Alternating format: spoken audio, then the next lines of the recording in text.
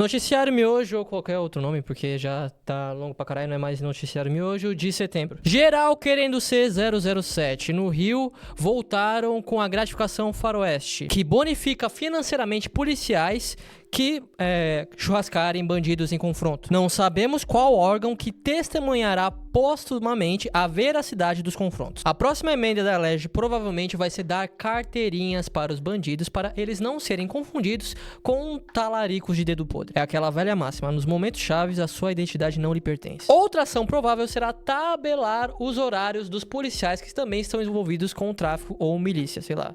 Das 6 às 18 o cara é polícia e das 18 às 6 o cara mata pelo freela. O texto permite que o agente receba de 10% a 150% do salário em caso de, entre aspas, neutralização dos criminosos. Não há cálculos ou projeções de como isso afetará os cofres públicos, mas até em um estado que já teve Cabral e Garotinha não tá ligando muito pra isso. Lembrando que a gratificação faroeste já aconteceu de 95 a 98 e segundo estudo de 97, que ajudou a derrubar a lei na época, quase 2/3 dos casos o defunto levou ou um nas costas ou na cabeça, ou seja, às vezes foi execução sumária. Não dá pra dizer que sempre foi, mas assim, entra na possibilidade. O relator do projeto foi um cara chamado Rodrigo Amorim, o cara que tá segurando a placa da Marielle nessa foto. Ele também foi o relator do caso da deputada Lucinha, que poderia ter sido afastada da LEG por suposto envolvimento com a milícia. Poderia, mas não foi. O Rodrigo Amorim e outros amigos deram uma mãozinha pra ela. Vai ver, a votação foi de dia e de dia ela era deputada, se fosse de noite. Falando em corporativismo, todo mundo quer ser 007.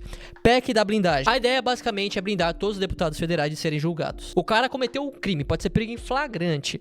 A Câmara dos Deputados vai votar secretamente para ver se o cara vai ou não vai ser julgado. E até presidentes de partido ganharia foro privilegiado com isso. Quem votou contra isso? PSOL, Rede, PCdoB, uma parte do PT, grande parte do PT, mas teve gente do PT que votou a favor disso. Da parte da direita, o Novo votou contra. E uns independentes do Centrão. Uns caras tipo Aécio Neves, sim. Esse cara é vivo ainda. Votar no Aécio 2020 é tipo ver o show do Roberto Carlos no Cruzeiro em 2040. Quem votou a favor? 90% do Centrão e bolsonaristas. Tipo PL do Valdemar da Costa Neto, que obviamente não teria nenhum ganho com isso. A justificativa do voto pelos bolsonaristas é que isso fazia parte de um acordo com o Centrão que visaria a anistia dos velhos que foram fazer bosta lá no 8 de setembro. E principalmente a anistia da cagada que eles elegeram em 2018. A argumentação faz sentido? Não. Ou seja, seguiram o método. E isso ficou mais evidente quando viram que os congressistas que foram apontados para tocar a anistia foram o Paulinho da Força e o Aécio Neves. Deram Helter Skelter dos Beatles pro Roberto Carlos cantar em 2050. Já pelo Centrão, a justificativa pelo voto não é nenhuma, porque eles não justificam nada, porra, eles são Centrão. O BO foi aprovado na Câmara, mas o Senado já barrou, ou seja, os bolsonaristas se queimaram de trouxa. E sobre a anistia, recapitulando, Bolsonaro foi condenado a 27 anos e 3 meses de prisão. Além dele, foram condenados nomes como Braga Neto, Ramagem, Anderson Torres e o delator Mauro Cid. Por favor, quero salva de palmas pro Mauro Cid, o Muttley brasileiro. Salva de palmas, tem tipo uma pessoa aqui que tá no celular, foda-se. O vigarista foi queimar ele queimou o vigarista primeiro. Outro que também vai ficar preso é o Augusto Heleno, o não golpista por falta de oportunidade, lembra? Seria correto afirmar que o senhor jamais defendeu qualquer atitude ilegal?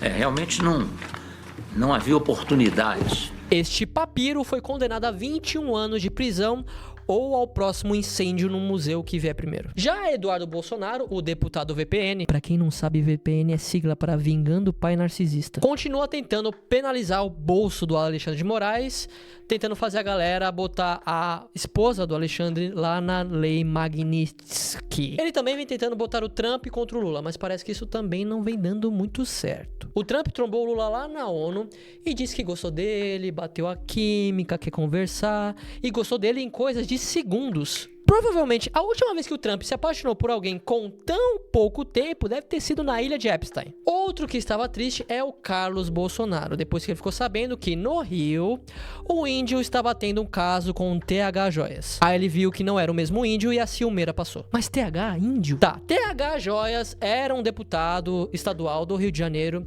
que foi preso por supostamente ter negociado armas com você ao contrário. Além disso, correu por aí um vídeo dele com o índio, que seria um traficante de alta patente na facção. Nesse vídeo, THJ estaria passando o seu armamento pro índio. Na verdade, estaria passando, repassando, enfim. Mas não foi só essa facção que apareceu esse mês. Lá na Praia Grande, o delegado Rui Ferraz Fontes, que é um cara histórico no combate à facção mais famosinha aqui de São Paulo, se foi numa emboscada, inclusive um salve pra ele já. Já na capital, a facção estaria ligada a empresários do ramo do futebol. Eles até teriam visado alguns jogadores da base do Corinthians, e um desses empresários, que supostamente estaria ligado com essa facção, teria se consultado com o técnico da base, o Zidanilo. E o Zidanilo teria convencido o cara de que o Duqueiroz era o novo Paulinho.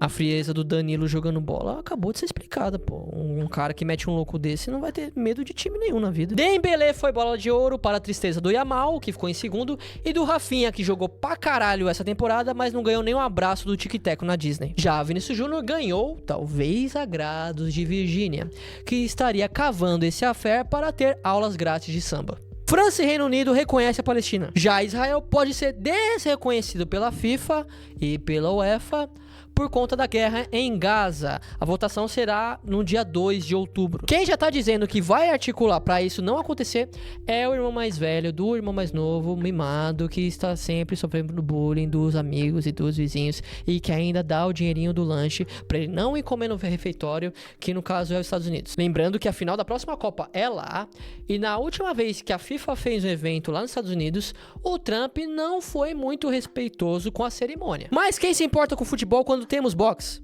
E melhor, boxe geriatra. E melhor, boxe geriatra de todo mundo que quer realmente se estancar na porrada, em vez de fazer exibição meia bomba pra colher a grana de tiozão nostálgico. E melhor, tudo isso sem um pingo de ética. Foi isso que Vanderlei Silva, Popó e, pela tangente, o Verdun acabaram protagonizando. E o melhor é que entre os três, quem ganhou foi o Verdun, que nem tava lá pra brigar. E quem perdeu foi o Vanderlei. Isso aí, até eu que não entendo porra nenhuma de luta, entendi. Pode ser errado rir disso? Talvez. Mas eu não sou o Carlo Acutis pra ter acesso à internet e mesmo assim pagar de santo. Inclusive, outro rolê que a galera comemorou: protestos no Nepal. Eu disse Nepal, e não a galera ficou puta basicamente por causa de corrupção, gente ligada ao governo esbanjando dinheiro pra caramba fora do país, e o governo tentando regular redes sociais. A galera saiu queimando tudo, palácio, casa de uma porrada de político, até mulher de ex-ministro acabou sendo queimada viva. Mas beleza, o regime é de esquerda, então é merecido. Ah, mas a monarquia tá aí até 2008 e era super, ultra reacionária. Não importa. Nós, da geração Z, derrubamos um governo marxista-leninista. Apesar que eu não sei se eu sou geração Z, eu sou 96. 96 é Z ou é milênio? E sobre a monarquia nepalesa, procurem histórias sobre o massacre da família real do Nepal de 2001. Pela curiosidade mesmo. Ah, mas o Nepal também é longe pra caralho, então essa notícia acaba sendo nada demais. Vamos trazer pra mais perto. Charlie Kirk, foda-se. Um belo dia apareceu o nome dele nos Trend Topics lá do X, Twitter. E lá na minha timeline apareceu uma pessoa que eu não vou... Sinceramente, eu não lembro quem era. Uma pessoa de fora, Estados Unidos, fazendo chacota dele. Eu fui ver qual era o rolê, enfim, né? Problema de se pesquisar no X no Twitter. Primeiro vídeo, assim, que me apareceu já era a versão sem tarja, a edição do Tarantino. Pra quem tava em Nárnia ou é uma pessoa saudável em relação a redes sociais, esse Charlie Kirk, ele foi um debatedor e um agitador americano de direita que foi churrascado no meio de um debate lá numa universidade dos States. Eu já tinha ouvido falar, enfim, escrito em algum lugar esse nome, e basicamente o que eu sabia dele era o nome mesmo, não sabia de mais nada. Sabia da existência. E também eu meio que já tinha uma ideia que esse nome tinha alguma ligação com o Turning Point USA. O Turning Point USA, o TPUSA, né? É uma organização que tenta meio que fazer a comunicação do trumpismo com os jovens. Ou seja, na minha cabeça, esse Charlie Kirk devia ser só um capacho aleatório do trumpismo. Eu não sabia que ele era o criador do Turning Point USA. Na minha cabeça era tipo um velho. Porque lá em 2020... na época da pandemia, né? Essa Turning Point USA, ela zoava a obrigatoriedade de Marx, cara, essas coisas. E depois apareceu uma história de que o criador do Turning Point USA, que era um velho de 80 anos, tinha morrido de Covid. Meio que o precursor do olavismo cultural. Aí eu descobri que esse velho era o mentor desse Charlie Kirk. Mas quem foi Charlie Kirk? Eu ia fazer um vídeo um pouco mais próximo do acontecido. Só que nesse vídeo eu ia ter que falar basicamente quais as ideias dele e o que ele fez. Só que eu fiquei com medo de que eu dizendo isso fizesse parecer que eu acharia justo tudo que aconteceu com ele. E aí meio que eu decidi esperar um tempo pra agora fazer esse vídeo e falar só. Mas que besteira, porra, ninguém vê essa merda mesmo. Mas vai saber, né? Até fiquei na época evitando procurar memes sobre isso. Eu não ri de meme nenhum. Mentira, desse eu ri. Porque, né?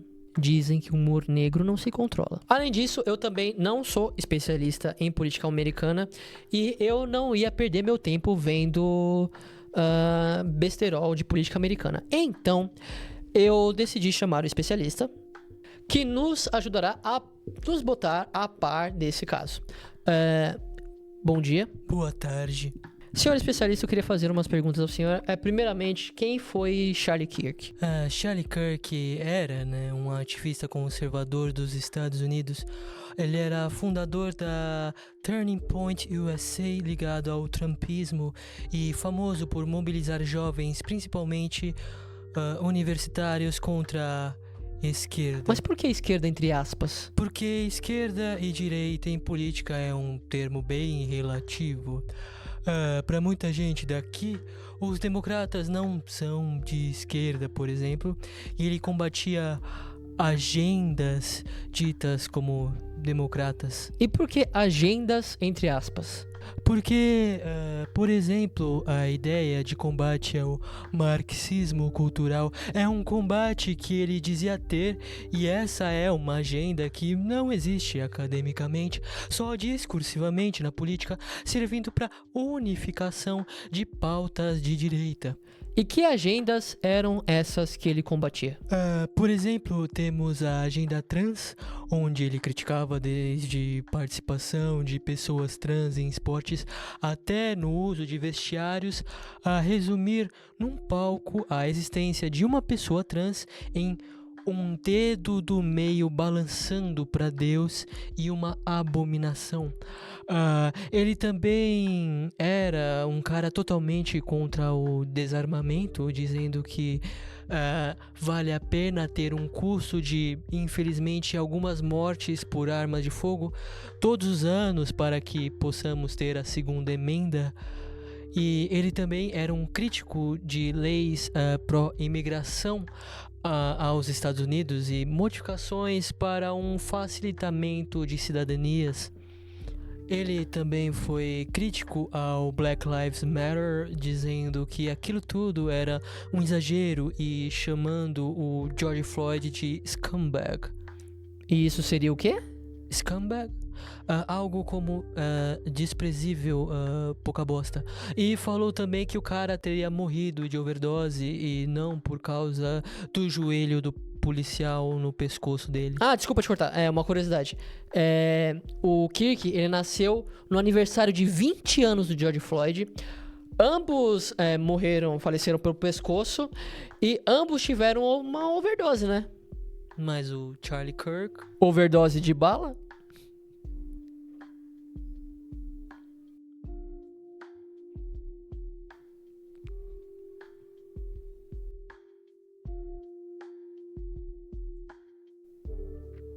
Desculpa, é que tava muito sério. Cuidado com Michael Douglas. Outra notícia. E não é piada não. Uns 20 agentes do FBI que estavam lá nos protestos lá, 2020, Black Lives Matter, que se ajoelharam lá no meio do protesto. Dizem que pra não escalonar em treta. Críticos falam que eles estavam apoiando o protesto, né? Eles foram, uns 20 mais ou menos, foram demitidos agora pelo FBI, né? Meio que o cabeça do FBI agora, ele é apoiador do Trump, né?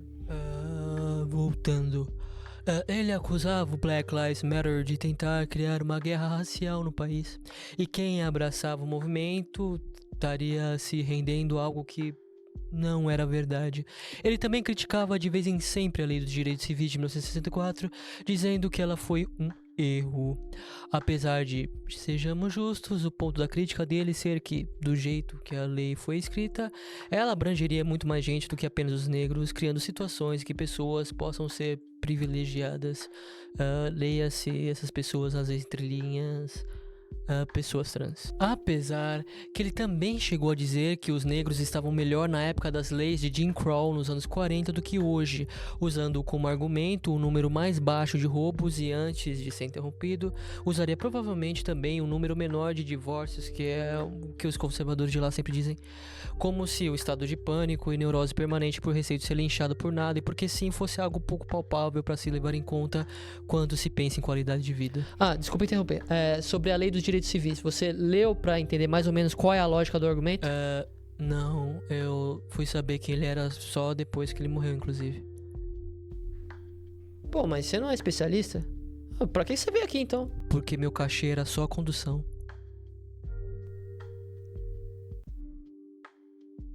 Tá, mas a questão que permeou muitos dos debates. O Charlie Kirk era de extrema direita? Como eu disse antes, essas posições são pouco palpáveis, até porque pensando em como a imagem que as pessoas têm de como funciona a política, que seria como uma ferradura, ou muito pro lado ou muito pro outro, depende muito do que é o meio no lugar, vamos dizer assim. O meio nos Estados Unidos está mais à direita do que aqui, então no Brasil um cara como ele poderia ser associado a uma extrema direita, mas nos Estados Unidos acho que não, apesar que o que seria o pensamento dele aqui, o que seria essa transposição? Algo estranho, né? Então a extrema-direita dos Estados Unidos seria o quê? A Ku Klux Klan seria... Os supremacistas brancos seriam... E não, Charlie Kirk não era um supremacista branco, nem se via assim, mesmo de vez em quando flertando com algumas pautas em comum. Por exemplo, em relação à imigração de não brancos crescentes na América... Mas ele não era, inclusive teve eventos dele que ele expulsava neonazistas. O Kirk, ele era contra a política de cotas e essas coisas por promover mérito individual e ser contra racismo reverso e racismo estrutural, essas coisas. E os supremacistas brancos são contra cotas porque eles acham os brancos superiores, só isso. Ele também não era groyper. O que é isso? Os groypers, eles são uma rede de jovens ultranacionalistas e católicos tradicionalistas ligados ao Nick Fuentes, que atuam como uma facção de alt-right americana hostil ao conservadorismo mainstream. Esse Nick Fuentes é um comentarista político americano, fundador desse movimento groyper, e é um cara que nega o Holocausto, idolatra Franco, Mussolini e se diz supremacista branco, mesmo ele sendo filho de mexicano, o que nos Estados Unidos pode soar meio esquizofrênico. Também ele se diz incel não vocel, porque ele seria voluntário, chegando até a declarar que sexo com mulheres era algo gay para homens e não ter relação com mulheres te faz ser realmente heterossexual. Talvez seja apenas para rechaçar uma pecha que ele tem de ser gay? Talvez. Mas isso bate de frente com uma declaração dele dizendo preferir mulheres de 16 anos adultas. A real é que groypers também são extremamente misóginos e eles não são tão pequenos assim nos Estados Unidos. Inclusive, esse Nick Fuentes está crescendo exponencialmente após a morte do Charlie Kirk. Mas o Charlie Kirk era fascista? O que significa fascista? Eu te devolvo a pergunta. Depende. Segundo ele mesmo, não. Mas para ele, fascismo é um regime autoritário de esquerda próximo ao socialismo, ou seja, era só um rótulo para atacar políticas progressistas e adversários democratas. Tipo, tira minha liberdade de empreender e dizer o que eu quero, logo é fascista. Algo meio caricato. Mas o atirador considerava ele fascista, né? Apesar também porque... É que assim, também saiu algumas coisas na internet que esse atirador, na verdade, não era. Que, na verdade, ele tava larpando de antifascista, que ele veio de família conservadora, essas fitas. Não, ele era antifa, assim. Esse Tyler, ele era um cara que se relacionava com uma mina trans e que ficou com raiva do Charlie Kirk porque ele estava dizendo que a taxa de massacres feitas por pessoas trans eram muito altas. E sobre família e origem, as pessoas mudam. Você mesmo não é mais católico. A questão é que para um antifa, fascista é outra coisa. Para o antifa, o fascista é um nacionalista radical, supremacista, racista e cerceador de liberdades. E eu acho que muito dessa diferença do que é fascismo ou não veio depois que um cara chamado William Reich, olha só o nome do cara, fez um tratado da psicologia do fascismo num livro chamado Psicologia das Massas do Fascismo, que eu vou ser sincero aqui, eu não li ainda. O fascista seria o cara autoritário da massa que vive reprimindo sua libido e seguindo as hierarquias cegamente e apoiando políticos violentos na tentativa de compensar suas frustrações. Sobre a parte dessa libido, o livro para ler é outro dele, que se chama A Função do Orgasmo, e esse livro é um livro pra vida, e apesar do nome não é um livro de putaria, a não ser que você quer que seja, aí dá pra ser. Também é um dos melhores livros anti-pornografia que você pode ler, junto com a Irmã Outsider da Alder Lodge, enfim.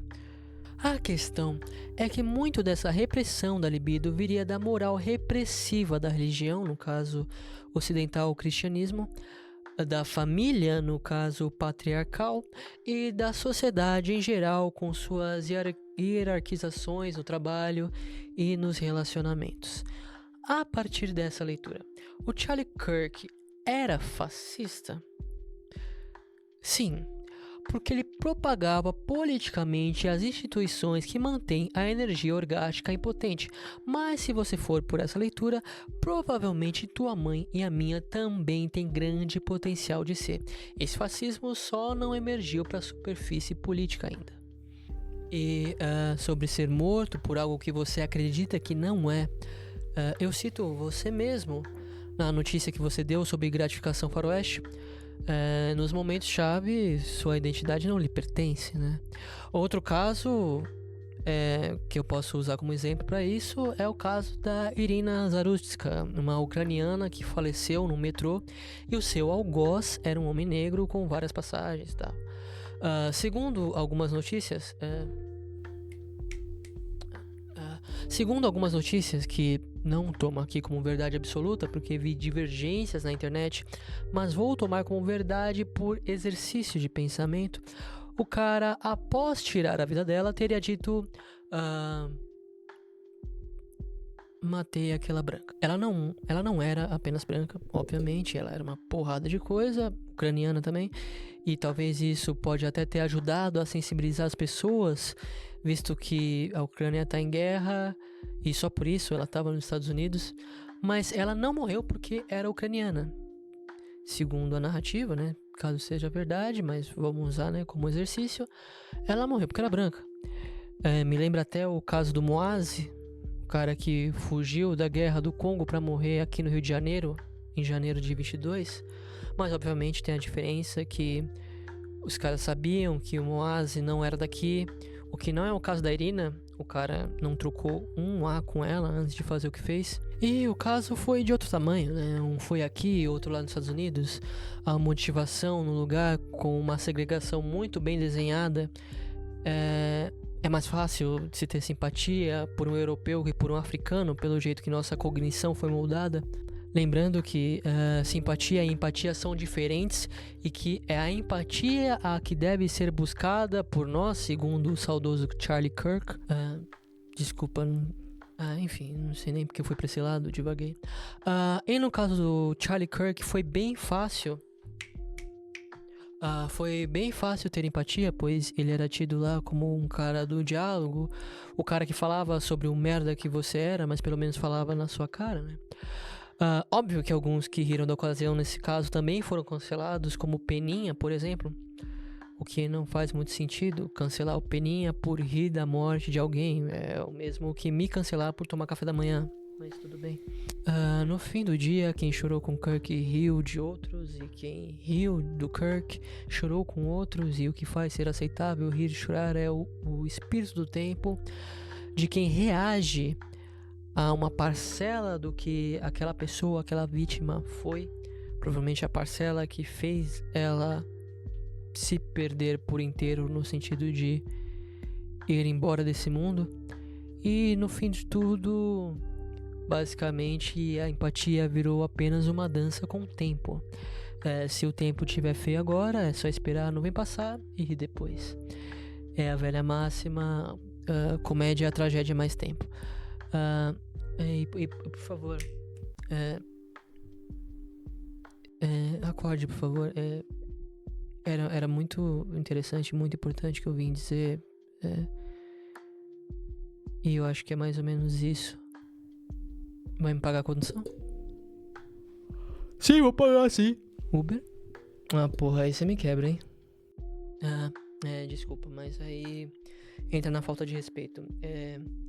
Eu não perdi 4, 5 noites de sono e de transa, dependendo da noite, pra ter que entrar no Twitter, ficar vendo o Twitter norte-americano pra saber quem essa pessoa era, quem todas as pessoas envolvidas no caso e na política americana eram, pra vir aqui e não ser pago nem com um Uber. Então, por favor, eu quero que você me pague com Uber. Eu quero também que você divulgue esse vídeo logo, porque eu não fiz isso de graça. E eu acho que nem vale a pena ninguém ficar vendo política americana da alt-right de graça. Tá. Por favor, Uber. Tá, já te passo o Pix, só deixa eu encerrar. Um salve pro Hermeto Pascoal, pro goleiro Neneca, pra Assata Charcour e pro Amigão. Fiquei sabendo do Amigão agora, bem paia, bem triste. E até outubro.